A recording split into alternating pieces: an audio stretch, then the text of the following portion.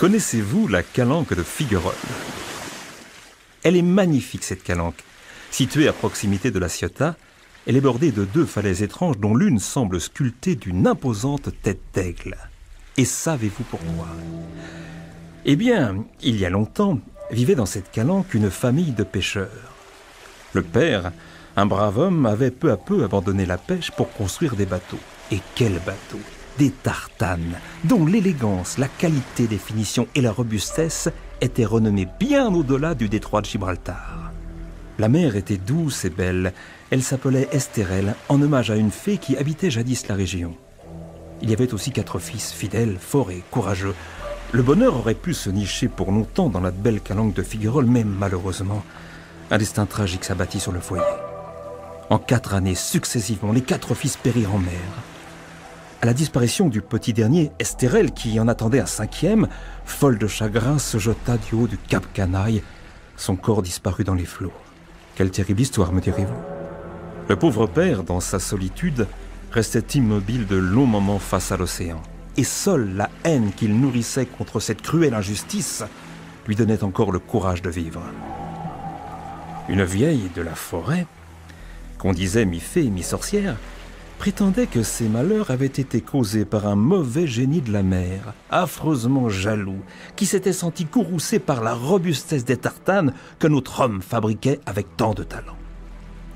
La vieille de la forêt vint rendre visite au pauvre homme et lui expliqua qu'il connaîtrait à nouveau la joie et le bonheur s'il acceptait de regarder bien au-delà de son horizon. Quand elle fut partie, un grand oiseau blanc apparut dans le ciel. Il ressemblait à un aigle.